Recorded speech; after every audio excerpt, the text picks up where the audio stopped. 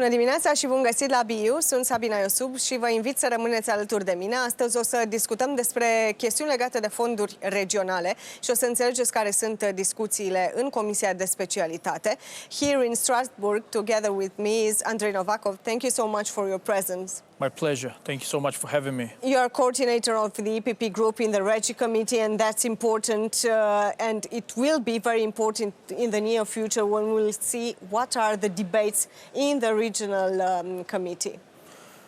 Well, we are starting at the beginning of a period in which we are going to define the future of cohesion policy. And I prefer to speak about the future of the policy, not the way we are going to save or protect the policy against the attacks.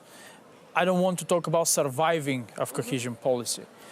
And in that context, I'm happy that Romania has such a high position in the European Commission as executive vice president, which is a lot. Meanwhile, the Bulgarian candidate took the innovation, Madam Ekaterina Zakharieva. So this duo of two ladies from our region could impact a lot in that direction. So unfortunately, and I'm using the chance now to express my condolences to the families affected by the floods in Romania, natural disasters will be in the core of the cohesion policy as well, because it's not serious telling people that Solidarity Fund will react in 1 year with 5% of the damages. Nobody will understand that. So we need an instrument which is going to help people when necessary and with significant amount of the damages. Because see what is going on. It's half of Europe.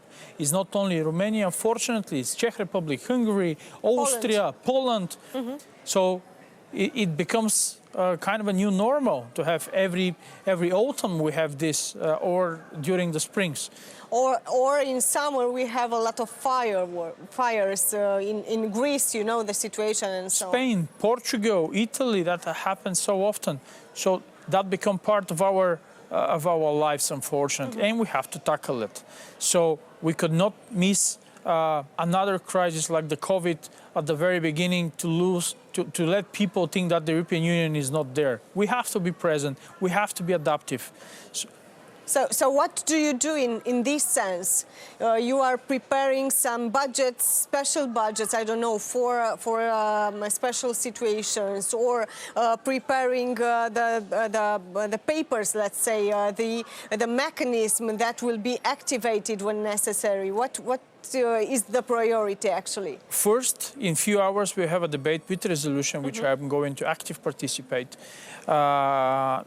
We have to address that issue. First, the people know that we care, and the second, to change that Solidarity Fund. First, to increase the budget. Second, to speed up the procedure. Because 1 year is not serious, even 6 months is not serious.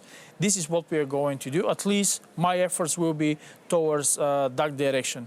And we have to open that instrument for every member state, just like the cohesion policy we should open to every member state, because I'm tired of explaining that not only Bulgaria and Romania are benefiting from this policy, it's actually a benefit for the rest of Europe. It's important to focus on things that will be part of the change, things that will help in special situations the people. But if we are extracting ourselves from the special situations and we are looking in general at the situation of the regional committee and our countries that are supposed to be to be the first beneficiaries of the cohesion policy and the regional fund, what is the future? What is actually the future for this type of policy, for these types of funds? And I'm basing this question on the late discussions about knocking out, let's say, the cohesion funds. I have hope, because the things looks even worse a few months ago.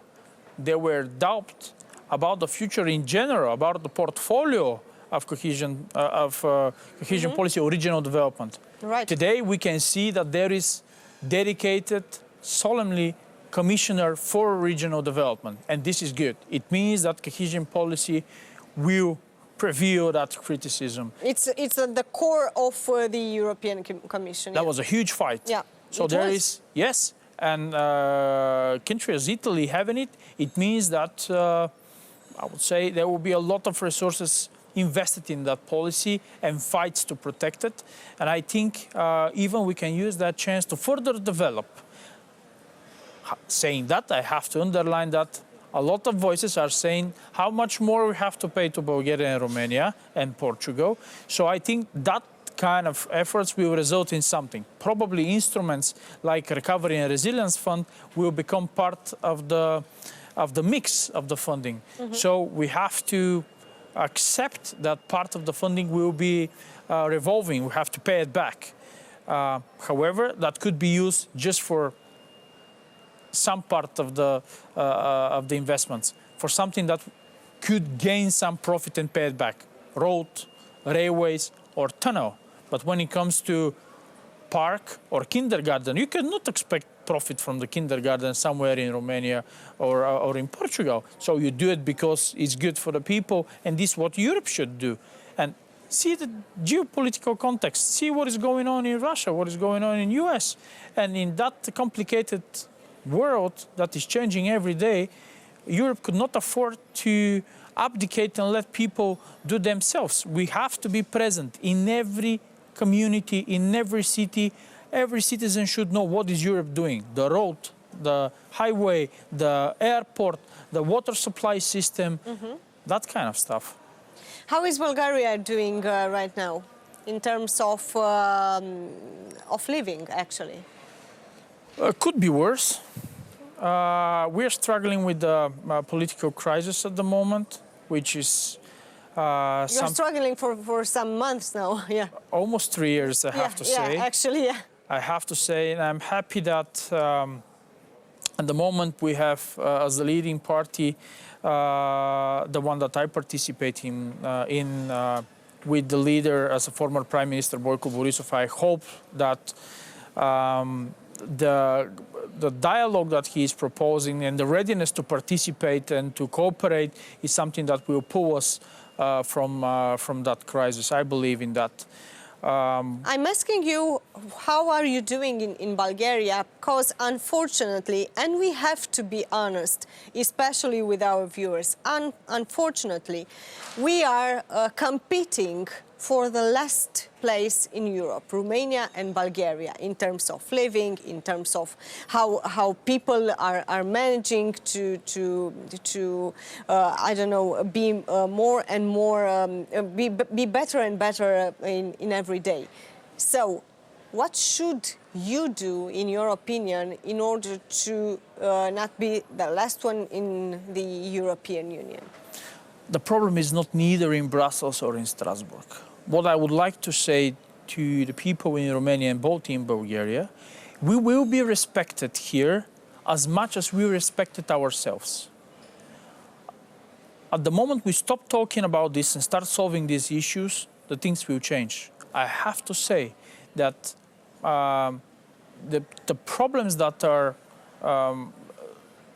part of our agenda in Bulgaria and Romania are not strange to the countries like Germany and Austria. See what is happening. They're closing factories of one of the biggest automotive companies in the country. So they have their problems. But this is not a label of the country itself.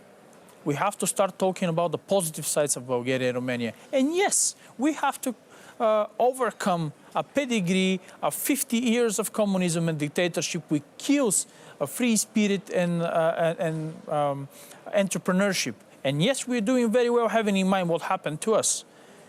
Well, it's very difficult to explain this to someone who is living in Amsterdam, that drones are following and mines are coming to our countries from the war.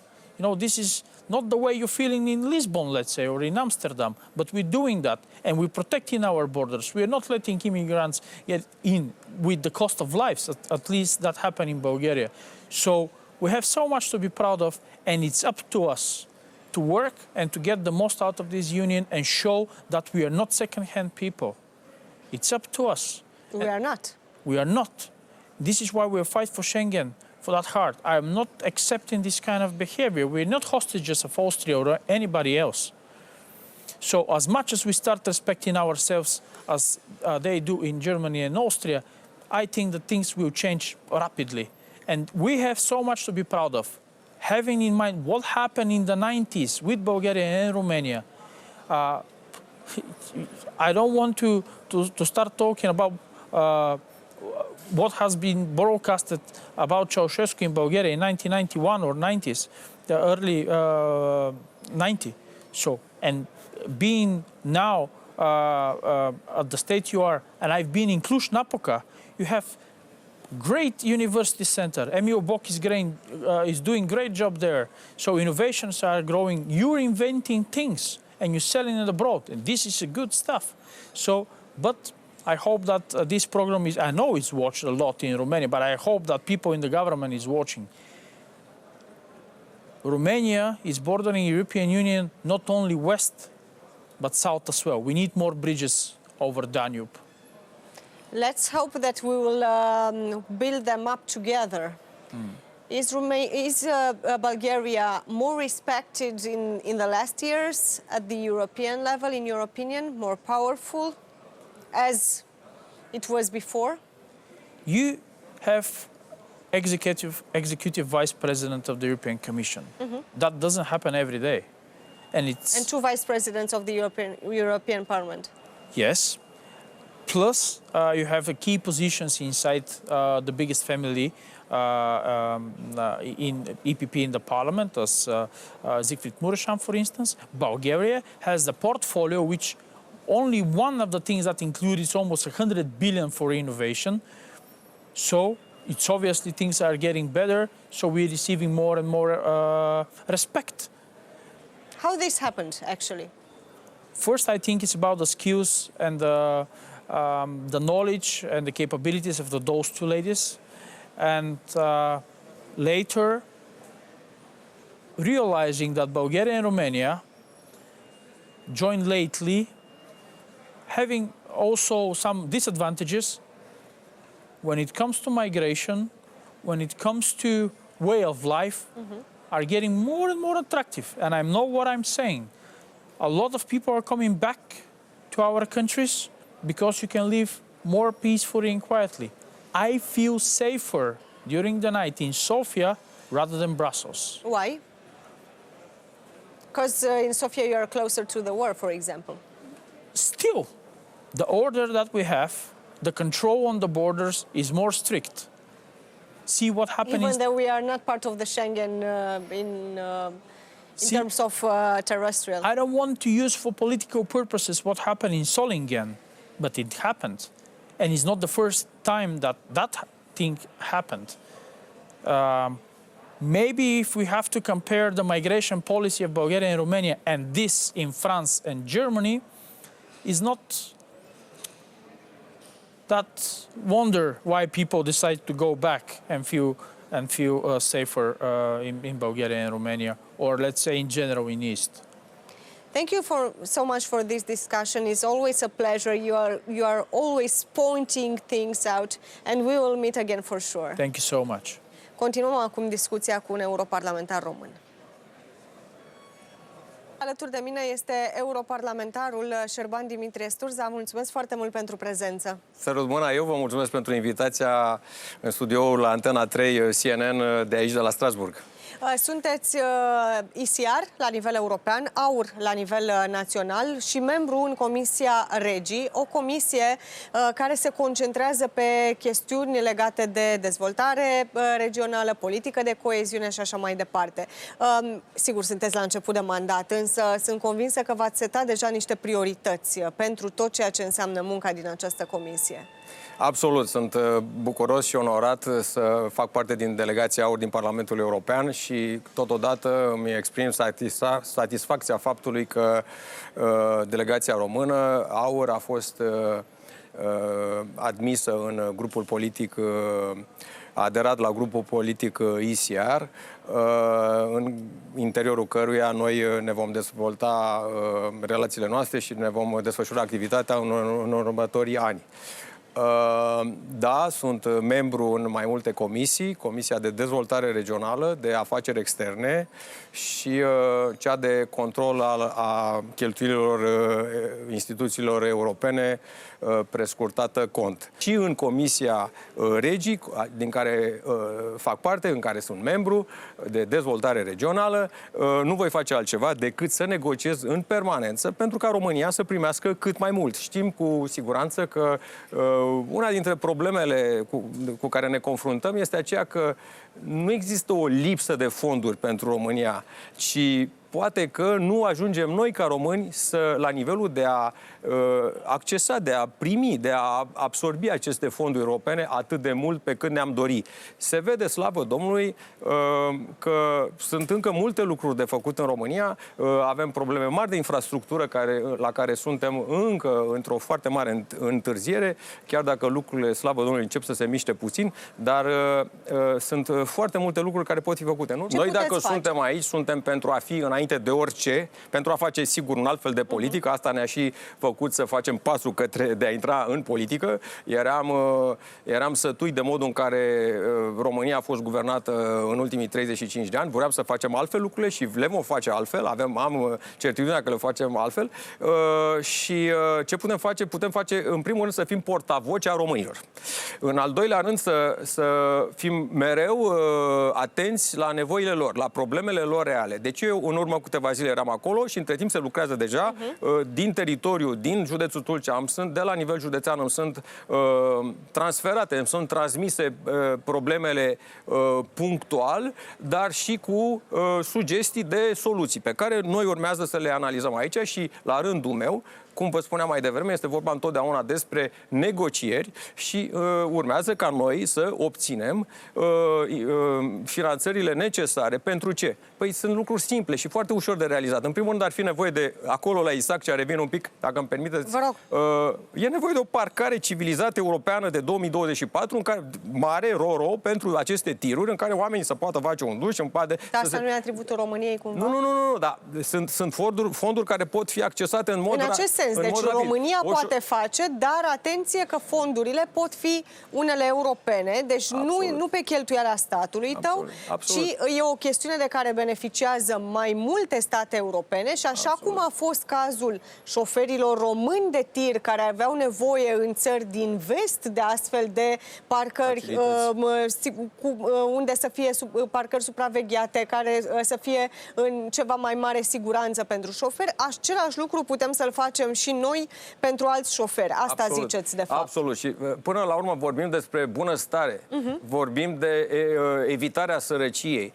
Avem nevoie, cum spuneam, suntem codași la infrastructură. Asta poate, cum să spun, rezolvarea sau urgentarea acestui tip de lucrări majore de infrastructură poate aduce foarte multă prosperitate României. Știm foarte bine, poate aduce investitori importanți, investitori strategici. E inadmisibil ceea ce se întâmplă cu șoferii, cu transportatorii noștri care stau uneori 3-4 zile pentru a traversa o frontieră. Problema de Schengen este una pe care am ridicat-o în urmă cu o săptămână, chiar în cadrul unei ședințe a grupului nostru al conservatorilor și reformiștilor europeni ISIAR.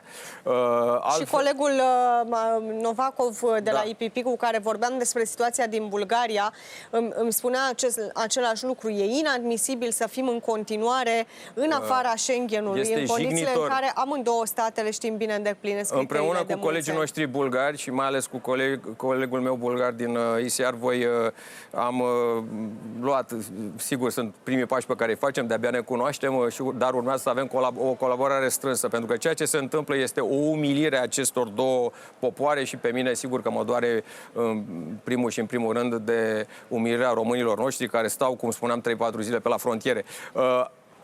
Toată viața mea am luptat pentru libera circulație. Toată viața mea, încă din tinerețe, de la vârsta de 20 de ani, am luptat pentru aceste valori. Pe de altă parte, am luptat de la căderea comunismului, am luptat împotriva unei Uniuni Europene și mai ales din 2007, de când suntem membri în Uniunea Europeană, am luptat împotriva unei Uniuni Europene cu două sau mai multe viteze, cum spun eu, că nu sunt doar două, sunt e mult mai nuanțat decât atât, pe de o parte. Pe de altă parte, nu putem ignora faptul că mai bine de 50 de ani am fost destinele popoarelor vest sau est europene au fost profund diferite. Cu toate acestea, astăzi, deci după ce ne-am luptat ca barierele să dispară, acum cetățeni români sunt umiliți în momentul în care sosesc la frontiera Germaniei. Germania, după cum cu siguranță știți, a reintrodus controalele la frontieră, iar cetățeni români... Asta nu doar pentru noi, ca să fim exact, nu doar pentru noi, pentru toți cei care ne urmăresc, pentru toți europenii. Este foarte adevărat. Sigur că ne doare de cămașa noastră, dar e important să știm că nu au ceva doar cu românii, ci absolut, aveți dreptate. Au o problemă internă ei. E foarte adevărat ce spuneți, dar pe mine, cum ați și constatat, mă doare doar și mă interesează doar soarta românilor. Și este, în calitate de român, nu pot admite faptul că români sunt umiliți și li se pune întrebarea. Sunt persoane respectabile care traversează Europa dinspre România spre casă, undeva în Belgia, unde locuiesc. Am avut caz concret care mi-a fost relatat și persoană care chiar lucrează la Comisia Europeană și despre care i s-a pus întrebarea: cum vreți să vă controlăm? Mai domol, mai moale sau să vă arătăm ce putem? Adică este inadmisibil. După ce au fost întrebați dacă au fost controlați la frontiera austriacă, ca să știe și ei cum să se poarte cu ei. Este inadmisibil ceea ce se întâmplă. Atâta vreme cât, cum vă spuneam mai devreme, iertați-mă, vă spuneam că cunosc bine situația Balcanilor de Vest. Am să adaug faptul că o țară mică, o Republică Macedonia de Nord, s-a luptat la un moment dat să fie stabilă, pentru că Austria spunea că noi suntem o problemă, nu suntem admiși în Schengen din cauza sosirii emigranților către Austria. O minciună, nu se poate așa ceva. Hărțile arătau altceva. Emigranții veneau dinspre Turcia, prin Grecia, prin insulele grecești, prin Grecia continentală, soseau în Macedonia de Nord, urcau către Serbia, iar de acolo mai departe către Austria și Germania. Iar în momentul în care Macedonia de Nord, o țară mică, cum spuneam, a încercat să fie stabilă pentru protecția Europei, da? Istoriei, credinței și civilizației europene, iertați-mi expresia, au fost trași de urechi de către Germania. Iar astăzi ce face Germania? Impune niște controale, totuși, cum spuneați, nu doar poporului român, slavă Domnului, că nu există o asemenea formă de discriminare, dar ceea ce se întâmplă și nu știm cât va dura. La început s-a vorbit despre 6 luni, acum deja se vorbește despre un an. E cert un lucru, timpul a trecut foarte repede, e cert un lucru că se fac schimbări importante la nivel european, sunt discuții care duc la schimbări în acest moment pentru o mai bună protecție a cetățeanului, fie că vorbim despre români, cum spuneam că pe noi asta ne doare, fie că vorbim despre cetățeni din alte țări, apropo de chestiunea transportatorilor, care sunt mulți și muncesc mult și greu și în condițiile pe care le știm. Și pe de altă parte sunt viziuni diferite care trebuie cumva așezate în perioada următoare, cu sau fără Schengen, cu un Schengen parțial sau total, cu un Schengen declarat sau unul real. Și aceasta cred că este dezbaterea pe care o veți purta și în continuare în toate comisiile din care faceți parte. Vă mulțumesc foarte mult și eu vă mulțumesc. Și vă mai aștept la această emisiune cu mare drag. Vouă celor de acasă vă spun să rămâneți pe Antena 3 CNN. Nu uitați că ne revedem și sâmbătă viitoare la 9:30. Cu bine și sănătoși să fim!